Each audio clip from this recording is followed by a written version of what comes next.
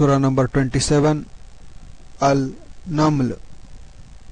اللہ الرحمن الرحیم۔ طاسین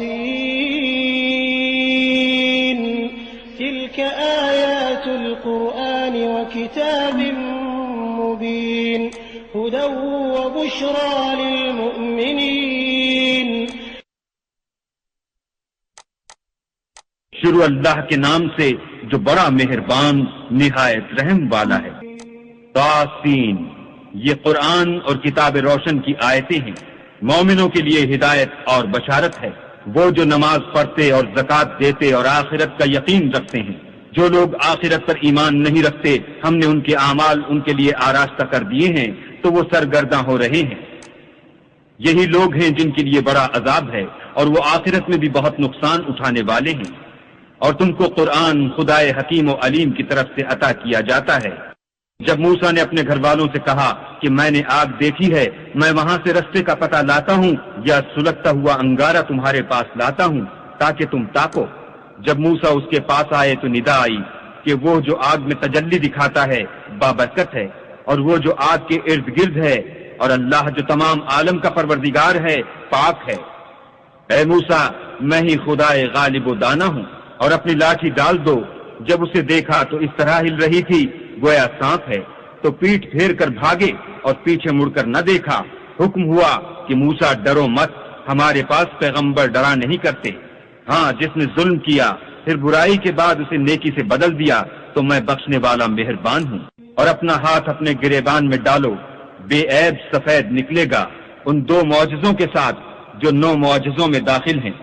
فرعون اور اس کی قوم کے پاس جاؤ کہ وہ بد کردار لوگ ہیں۔ جب ان کے پاس ہماری روشن نشانیاں پہنچی کہنے لگے یہ صریح جادو ہے، اور بے انصافی اور غرور سے ان سے انکار کیا، لیکن ان کے دل ان کو مان چکے تھے۔ سو دیکھ لو کہ فساد کرنے والوں کا انجام کیسا ہوا۔ ہم نے داؤد اور سلیمان کو علم بخشا، اور انہوں نے کہا کہ اللہ کا شکر ہے جس نے ہمیں اپنے بہت سے مومن بندوں پر فضیلت دی۔ اور سلیمان داؤد کے قائم مقام ہوئے اور کہنے لگے کہ لوگوں، ہمیں اللہ کی طرف سے جانوروں کی بولی سکھائی گئی ہے اور ہر چیز عنایت فرمائی گئی ہے، بے شک یہ اس کا صریح فضل ہے۔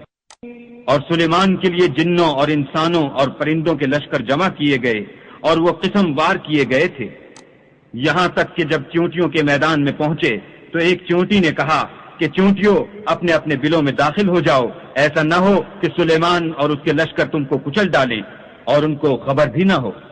تو وہ اس کی بات سے ہنس پڑے اور کہنے لگے کہ اے پروردگار، مجھے توفیق عنایت کر کہ جو احسان تو نے مجھ پر اور میرے ماں باپ پر کیے ہیں ان کا شکر کروں اور ایسے نیک کام کروں کہ تو ان سے خوش ہو جائے، اور مجھے اپنی رحمت سے اپنے نیک بندوں میں داخل فرما۔ اور جب انہوں نے جانوروں کا جائزہ لیا تو کہنے لگے کیا سبب ہے کہ ہدہد نظر نہیں آتا؟ کیا کہیں غائب ہو گیا ہے؟ میں اسے سخت سزا دوں گا یا ذبح کر ڈالوں گا، یا میرے سامنے اپنی بے قصوری کی دلیل صریح پیش کرے۔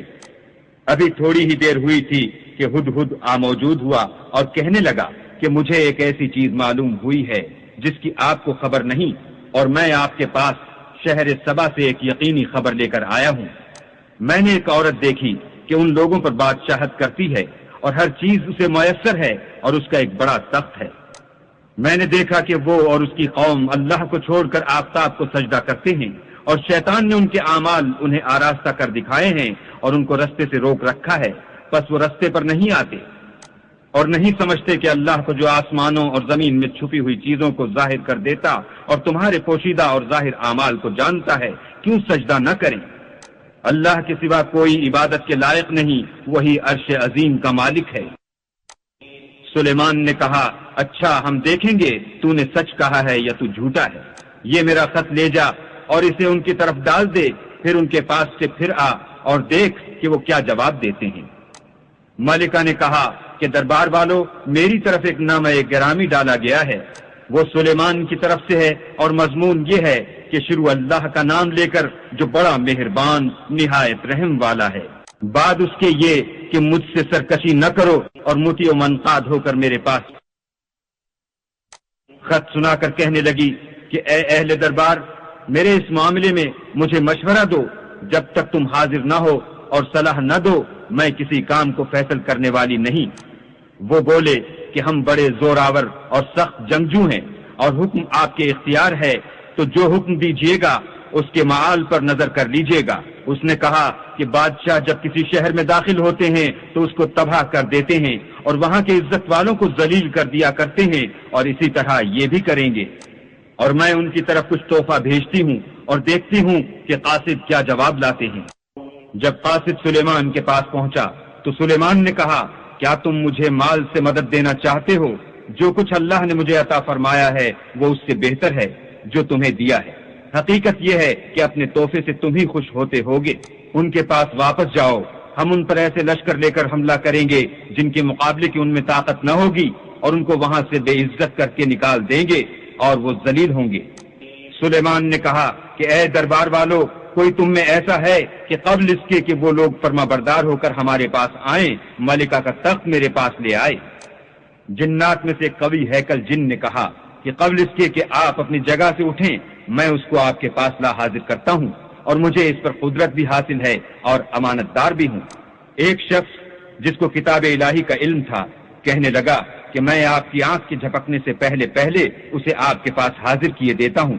جب سلیمان نے تخت کو اپنے پاس رکھا ہوا دیکھا تو کہا کہ یہ میرے پروردگار کا فضل ہے تاکہ مجھے آزمائے کہ میں شکر کرتا ہوں یا کفران نعمت کرتا ہوں، اور جو شکر کرتا ہے تو اپنے ہی فائدے کے لیے شکر کرتا ہے، اور جو ناشکری کرتا ہے تو میرا پروردگار بے پرواہ اور کرم کرنے والا ہے۔ سلیمان نے کہا کہ ملکہ کے امتحان عقل کے لیے اس کے تخت کی صورت بدل دو، دیکھیں کہ وہ سوجھ بوجھ رکھتی ہے یا ان لوگوں میں سے ہے جو سوجھ بوجھ نہیں رکھتے۔ جب وہ آ پہنچی تو پوچھا گیا کہ کیا آپ کا تخت بھی اسی طرح کا ہے؟ اس نے کہا کہ یہ تو گویا ہو بہو وہی ہے، اور ہم کو اس سے پہلے ہی سلیمان کی عظمت و شان کا علم ہو گیا تھا، اور ہم فرما بردار ہیں۔ اور وہ جو اللہ کے سوا اور کی پرستش کرتی تھی، سلیمان نے اس کو اس سے منع کیا، اس سے پہلے تو وہ کافروں میں سے تھی۔ پھر اس سے کہا گیا کہ محل میں چلیے۔ جب اس نے اس کے فرش کو دیکھا تو اسے پانی کا حوض سمجھا اور کپڑا اٹھا کر اپنی پنڈلیاں کھول دیں۔ سلیمان نے کہا یہ ایسا محل ہے جس کے نیچے بھی شیشے جڑے ہوئے ہیں۔ وہ بول اٹھی کہ پروردگار، میں اپنے آپ پر ظلم کرتی رہی تھی، اور اب میں سلیمان کے ہاتھ پر اللہ رب العالمین پر ایمان لاتی۔ اور ہم نے سمود کی طرف ان کے بھائی صالح کو بھیجا کہ اللہ کی عبادت کرو، تو وہ دو فریق ہو کر آپس میں جھگڑنے لگے۔ صالح نے کہا کہ اے قوم، تم بھلائی سے پہلے برائی کے لیے کیوں جلدی کرتے ہو، اور اللہ سے بخشش کیوں نہیں مانگتے تاکہ تم پر رحم کیا جائے؟ وہ کہنے لگے کہ تم اور تمہارے ساتھی ہمارے لیے شگون بد ہیں۔ صالح نے کہا کہ تمہاری بدشگونی اللہ کی طرف سے ہے، بلکہ تم ایسے لوگ ہو جن کی آزمائش کی جاتی ہے۔ اور شہر میں 9 شخص تھے جو ملک میں فساد کیا کرتے تھے اور اصلاح سے کام نہیں لیتے تھے۔ کہنے لگے کہ اللہ کی قسم کھاؤ کہ ہم رات کو اس پر اور اس کے گھر والوں پر شب خون ماریں گے، پھر اس کے وارثوں سے کہہ دیں گے کہ ہم تو اس کے گھر والوں کے موقع ہلاکت پر گئے ہی نہیں، اور ہم سچ کہتے ہیں۔ اور وہ ایک چال چلے اور ہم بھی ایک چال چلے، اور ان کو کچھ خبر نہ ہوئی۔ تو دیکھ لو کہ ان کی چال کا انجام کیسا ہوا۔ ہم نے ان کو اور ان کی قوم سب کو ہلاک کر ڈالا۔ اب یہ ان کے گھر ان کے ظلم کے سبب خالی پڑے ہیں۔ جو لوگ دانش رکھتے ہیں ان کے لیے اس میں نشانی ہے، اور جو لوگ ایمان لائے اور ڈرتے تھے ان کو ہم نے نجات دی۔ اور لوط کو یاد کرو جب انہوں نے اپنی قوم سے کہا کہ تم بے حیائی کے کام کیوں کرتے ہو، اور تم دیکھتے ہو کیا تم عورتوں کو چھوڑ کر لذت حاصل کرنے کے لیے مردوں کی طرف مائل ہوتے ہو؟ حقیقت یہ ہے کہ تم احمق لوگ ہو۔ تو ان کی قوم کے لوگ بولے تو یہ بولے، اور اس کے سوا ان کا کچھ جواب نہ تھا کہ لوط کے گھر والوں کو اپنے شہر سے نکال دو، یہ لوگ پاک بننا چاہتے ہیں۔ تو ہم نے ان کو اور ان کے گھر والوں کو نجات دی، مگر ان کی بیوی کہ اس کی نسبت ہم نے مقرر کر رکھا تھا کہ وہ پیچھے رہنے والوں میں ہوگی۔ اور ہم نے ان پر مہ برسایا، سو جو مہ ان لوگوں پر برسا جن کو متنبع کر دیا گیا تھا برا تھا۔ کہہ دو کہ سب تعریف اللہ ہی کو سزاوار ہے، اور اس کے بندوں پر سلام ہے جن کو اس نے منتخب فرمایا۔ بھلا اللہ بہتر ہے یا وہ جن کو یہ اس کا شریک بناتے ہیں؟ بھلا کس نے آسمانوں اور زمین کو پیدا کیا، اور کس نے تمہارے لیے آسمان سے پانی برسایا؟ ہم نے۔ پھر ہم نے اس سے سرسبز باغ اگائے۔ تمہارا کام تو نہ تھا کہ تم ان کے درختوں کو اگاتے؟ تو کیا اللہ کے ساتھ کوئی اور بھی معبود ہے؟ ہرگز نہیں، بلکہ یہ لوگ رستے سے الگ ہو رہے ہیں۔ بھلا کس نے زمین کو قرار گاہ بنایا، اور اس کے بیچ نہریں بنائیں، اور اس کے لیے پہاڑ بنائے؟ اور کس نے 2 دریاؤں کے بیچ اوٹ بنائی یہ سب کچھ اللہ نے بنایا، تو کیا اللہ کے ساتھ کوئی اور معبود بھی ہے؟ ہرگز نہیں، بلکہ ان میں اکثر دانش نہیں رکھتے۔ بھلا کون بے قرار کی التجا قبول کرتا ہے جب وہ اس سے دعا کرتا ہے، اور کون اس کی تکلیف کو دور کرتا ہے، اور کون تم کو زمین میں اگلوں کا جانشین بناتا ہے؟ یہ سب کچھ اللہ کرتا ہے، تو کیا اللہ کے ساتھ کوئی اور معبود بھی ہے؟ ہرگز نہیں، مگر تم بہت کم غور کرتے ہو۔ بھلا کون تم کو جنگل اور دریا کے اندھیروں میں رستہ بتاتا، اور کون ہواؤں کو اپنی رحمت کے آگے خوشخبری بنا کر بھیجتا ہے؟ یہ سب کچھ اللہ کرتا ہے، تو کیا اللہ کے ساتھ کوئی اور بھی معبود ہے؟ ہرگز نہیں۔ یہ لوگ جو شرک کرتے ہیں، اللہ کی شان اس سے بلند ہے۔ بھلا کون خلقت کو پہلی بار پیدا کرتا، پھر اس کو بار بار پیدا کرتا رہتا ہے؟ اور کون تم کو آسمان اور زمین سے رزق دیتا ہے؟ یہ سب کچھ اللہ کرتا ہے، تو کیا اللہ کے ساتھ کوئی اور معبود بھی ہے؟ ہرگز نہیں۔ کہہ دو کہ مشرکو، اگر تم سچے ہو تو دلیل پیش کرو۔ کہہ دو کہ جو لوگ آسمانوں اور زمین میں ہیں اللہ کے سوا غیب کی باتیں نہیں جانتے، اور نہ یہ جانتے ہیں کہ کب زندہ کر کے اٹھائے جائیں گے، بلکہ آخرت کے بارے میں ان کا علم منتہی ہو چکا ہے، بلکہ وہ اس سے شک میں ہیں، بلکہ اس سے اندھے ہو رہے ہیں۔ اور جو لوگ کافر ہیں کہتے ہیں کہ جب ہم اور ہمارے باپ دادا مٹی ہو جائیں گے تو کیا ہم پھر قبروں سے نکالے جائیں گے؟ یہ وعدہ ہم سے اور ہمارے باپ دادا سے پہلے سے ہوتا چلا آیا ہے۔ کہاں کا اٹھنا اور کیسی قیامت، یہ تو صرف پہلے لوگوں کی کہانیاں ہیں۔ کہہ دو کہ ملک میں چلو پھرو، پھر دیکھو کہ گناہ گاروں کا انجام کیا ہوا ہے، اور ان کے حال پر غم نہ کرنا، اور نہ ان چالوں سے جو یہ کر رہے ہیں تنگ دل ہونا، اور کہتے ہیں کہ اگر تم سچے ہو تو یہ وعدہ کب پورا ہوگا؟ کہہ دو کہ جس عذاب کے لیے تم جلدی کر رہے ہو شاید اس میں سے کچھ تمہارے نزدیک آ پہنچا ہو، اور تمہارا پروردگار تو لوگوں پر فضل کرنے والا ہے، لیکن ان میں سے اکثر شکر نہیں کرتے۔ اور جو باتیں ان کے سینوں میں پوشیدہ ہوتی ہیں اور جو کام وہ ظاہر کرتے ہیں، تمہارا پروردگار ان سب کو جانتا ہے۔ اور آسمانوں اور زمین میں کوئی پوشیدہ چیز نہیں ہے مگر وہ کتاب روشن میں لکھی ہوئی ہے۔ بے شک یہ قرآن بنی اسرائیل کے سامنے اکثر باتیں جن میں وہ اختلاف کرتے ہیں بیان کر دیتا ہے، اور بے شک یہ مومنوں کے لیے ہدایت اور رحمت ہے۔ تمہارا پروردگار قیامت کے روز ان میں اپنے حکم سے فیصلہ کر دے گا، اور وہ غالب اور علم والا ہے۔ تو اللہ پر بھروسہ رکھو، تم تو حق کے صریح پر ہو۔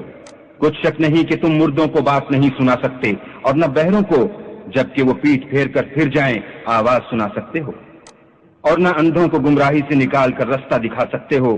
تم تو انہی کو سنا سکتے ہو جو ہماری آیتوں پر ایمان لاتے ہیں اور وہ فرما بردار ہوتے ہیں۔ اور جب ان کے بارے میں عذاب کا وعدہ پورا ہوگا تو ہم ان کے لیے زمین میں سے ایک جانور نکالیں گے جو ان سے بیان کر دے گا، اس لیے کہ لوگ ہماری آیتوں پر ایمان نہیں لاتے تھے۔ اور جس روز ہم ہر امت میں سے اس گروہ کو جمع کریں گے جو ہماری آیتوں کی تکذیب کرتے تھے تو ان کی جماعت بندی کی جائے گی، یہاں تک کہ جب سب آ جائیں گے تو اللہ فرمائے گا کہ کیا تم نے میری آیتوں کو جھٹلا دیا تھا، اور تم نے اپنے علم سے ان پر احاطہ تو کیا ہی نہ تھا؟ بھلا تم کیا کرتے تھے؟ اور ان کے ظلم کے سبب ان کے حق میں وعدہ یا عذاب پورا ہو کر رہے گا تو وہ بول بھی نہ سکیں گے۔ کیا انہوں نے نہیں دیکھا کہ ہم نے رات کو اس لیے بنایا ہے کہ اس میں آرام کریں، اور دن کو روشن بنایا ہے کہ اس میں کام کریں؟ بے شک اس میں مومن لوگوں کے لیے نشانیاں ہیں۔ اور جس روز سور پھونکا جائے گا تو جو لوگ آسمانوں اور جو زمین میں ہیں سب گھبرا اٹھیں گے مگر وہ جسے اللہ چاہے، اور سب اس کے پاس عاجز ہو کر چلے آئیں گے۔ اور تم پہاڑوں کو دیکھتے ہو تو خیال کرتے ہو کہ اپنی جگہ پر کھڑے ہیں، مگر وہ اس روز اس طرح اڑتے پھریں گے جیسے بادل۔ یہ اللہ کی کاریگری ہے جس نے ہر چیز کو مضبوط بنایا، بے شک وہ تمہارے سب افعال سے باخبر ہے۔ جو شخص نیکی لے کر آئے گا تو اس کے لیے اس سے بہتر بدلہ تیار ہے، اور ایسے لوگ اس روز گھبراہٹ سے بے خوف ہوں گے۔ اور جو برائی لے کر آئے گا تو ایسے لوگ اوندھے منہ دوزخ میں ڈال دیے جائیں گے۔ تم کو تو انہی اعمال کا بدلہ ملے گا جو تم کرتے رہے ہو۔ کہہ دو مجھ کو یہی ارشاد ہوا ہے کہ اس شہر مکہ کے مالک کی عبادت کروں جس نے اس کو محترم اور مقام ادب بنایا ہے، اور سب چیز اسی کی ہے، اور یہ بھی حکم ہوا ہے کہ اس کا حکم بردار ہوں، اور یہ بھی کہ قرآن پڑھا کروں تو جو شخص راہ راست اختیار کرتا ہے تو اپنے ہی فائدے کے لیے اختیار کرتا ہے، اور جو گمراہ رہتا ہے تو کہہ دو کہ میں تو صرف نصیحت کرنے والا ہوں۔ اور کہو کہ اللہ کا شکر ہے وہ تم کو عنقریب اپنی نشانیاں دکھائے گا تو تم ان کو پہچان لوگے، اور جو کام تم کرتے ہو تمہارا پروردگار ان سے بے خبر نہیں ہے۔ قصر بلقیس۔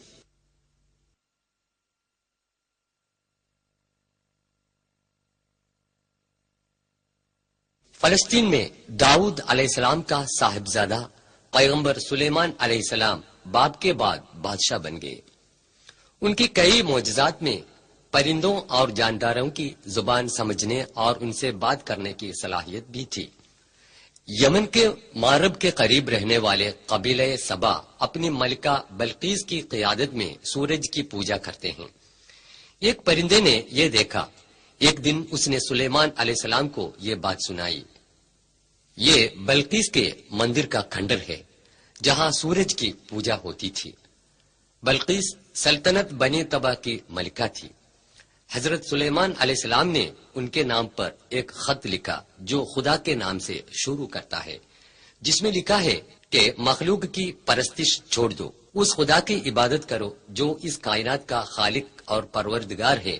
انہوں نے یہ بھی لکھا کہ خدا کا حکم مان کر سچے مومن بن جائے۔ خود ہی نے یہ خط یمن میں پہنچا دیا، جس نے حضرت سلیمان علیہ السلام کو ملکہ بلقیس کی خبر دی تھی۔ رانی سبا یعنی کہ ملکہ بلقیس کے محل کے کھنڈر یمن کے سبا میں آج بھی آپ دیکھ سکتے ہیں، جو مخلوق کی پرستش اور خرافات کی ظلمت سے صرف خدائے واحد کی عبادت کرنے کے لیے سچائی کے راستے میں آئی تھی۔ ملکہ بلقیس یمن سے 2200 کلومیٹر دور جروسلم میں حضرت سلیمان علیہ السلام کے پاس آئی۔ اس سے پہلے تخت ملکہ بلقیس معجزہ کے ذریعے حضرت سلیمان علیہ السلام نے جروسلم میں پہنچا دیا تھا۔ جروسلم میں پہنچ کر ملکہ نے اعلان کیا۔ سورہ 27 النمل آیا 44۔ قالت رب انی ظلمت نفسی واسلمت مع سلیمان للہ رب العالمین۔